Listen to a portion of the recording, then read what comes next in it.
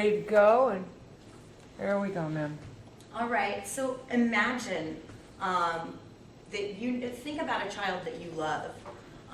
Maybe it's your cousin, maybe it's your own kid, maybe it's a little brother or sister. But imagine you've left that child alone in a room for a second, and when you come back, they're playing with a loaded gun. And they're doing what kids do.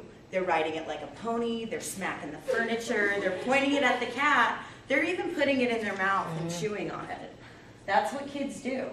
That's how kids learn. They're tactile. They want to feel it. They want to act like grown-ups. They want to point that gun. They want to do anything they can do. So let's just calm down a minute. Let's stop thinking about your niece or your nephew or your son or your cousin. And let's just go, you know what, it's okay because you didn't leave the room and find your kid with a loaded gun at all. Instead, you left the room and you found your kid holding one of these. So, does anybody feel safer at all? I took my son to the park about 3 weeks ago. My son was playing treasure hunt. Treasure hunt is a game where he picks up trash. Treasure hunt is a game where, no, he finds things in the sandbox. He just goes, look what I found. I found this little piece of necklace. Oh, Mom, look what I found. It's this really cool rock. It's a dinosaur bone. My kid came running down a hill about 30 miles an hour. My 6-year-old child, just playing on a grassy slope in our neighborhood park with a syringe in his hand. I wanted to vomit. Yeah. I wanted to cry. I didn't know what to do, and I had never felt so afraid in my life. You know what you're supposed to do with a needle? You're supposed to call your police department. You're supposed to have them come out. They put on special gloves that are stick-proof so that they don't get injured. The number one thing the police are supposed to do is not get stick-proof gloves, but to use tongs or something else to pick it up because it's that dangerous that a policeman isn't willing to touch it. But you tell me if a 5-year-old that you knew, or even a 5-year-old you didn't know had this in their hand, would you for 1 second take that amount of time to put on gloves?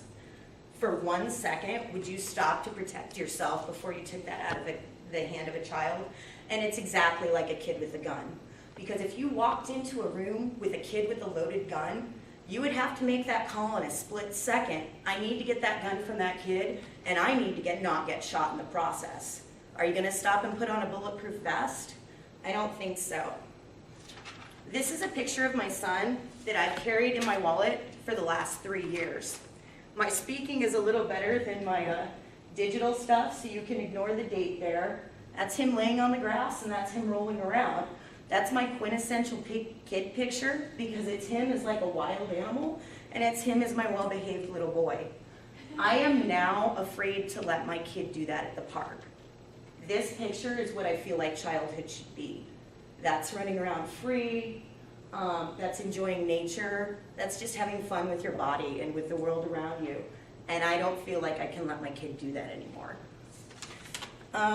What I want to talk to you today about is the fact that I believe that installing penalty-free biohazard boxes like this in our local parks is going to make it a safer world for our kids. And I really do believe that. The reason it's going to be safer is because we're talking about something called harm reduction, and I'm going to define that for you, and I'm going to explain what it means. I'm also going to talk about the dangers of needles and biohazards and how prevalent they are in our area. So, here's some things that addicts say about needle disposal.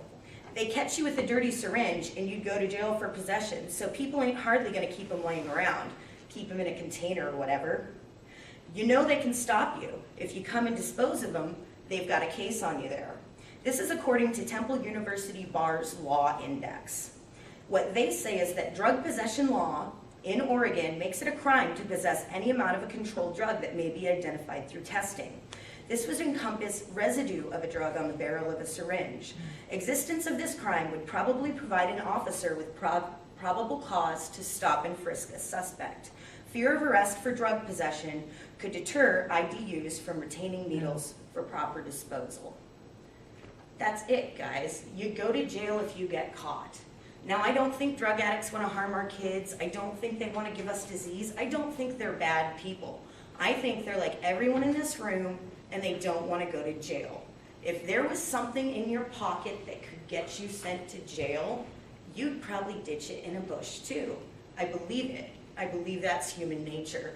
And I believe that when we say, I'm going to install a penalty-free box and you're not going to get in trouble for using it, and we stick to those rules, that we're going to make our world safer.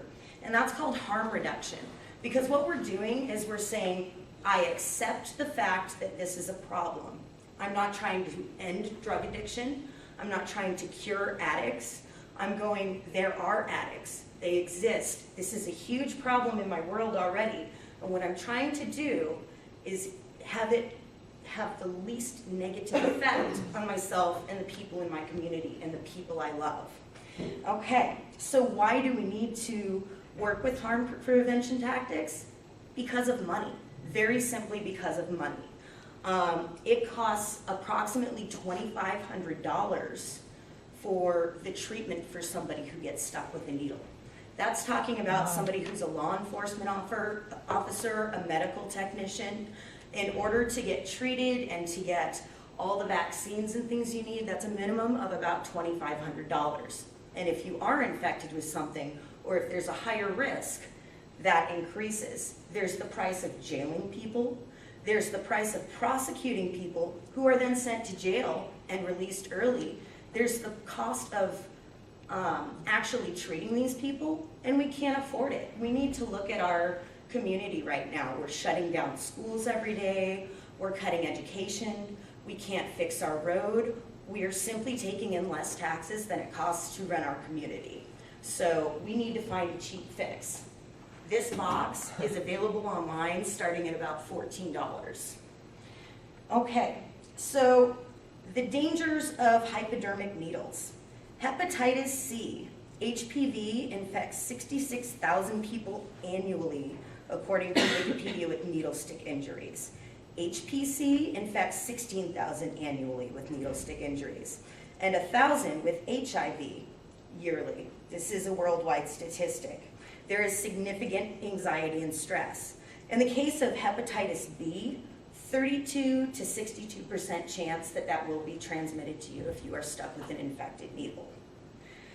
So how common is it in Oregon?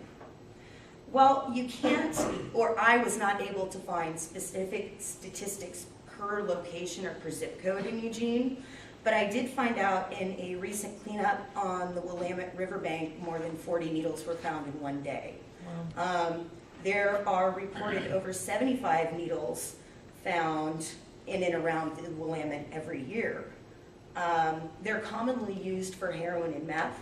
Our heroin use in this area has gone down about 8% last year, but according to the Register Guard, meth deaths jumped 22% last year, and meth is a huge problem. And the longer you use drugs like heroin and meth, the more you go from snorting and from smoking to injecting. The longer you use those drugs, the more likely you are to inject them. What we need to understand is we already have needle prevention or needle exchange programs in place. And these help addicts, but who's helping us? We're already preventing these people from infecting each other, but we're not protecting our communities. It has been shown, according to the AIDS Task Force of Greater Cleveland, that syringe programs are not associated with an increase of illicit drug use. It's also shown,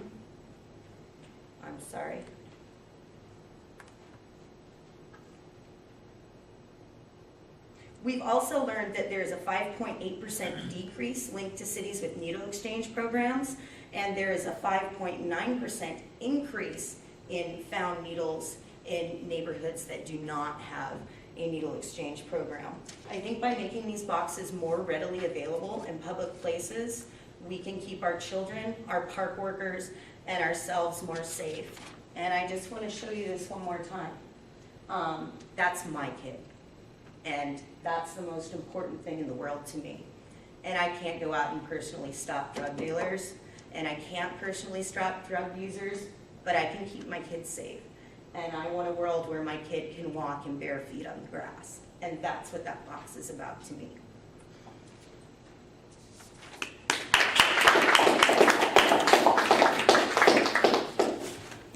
Thank you, Melissa. Any comments or questions on the content, what she's talked about, or comments in general? That was awesome, all the way around.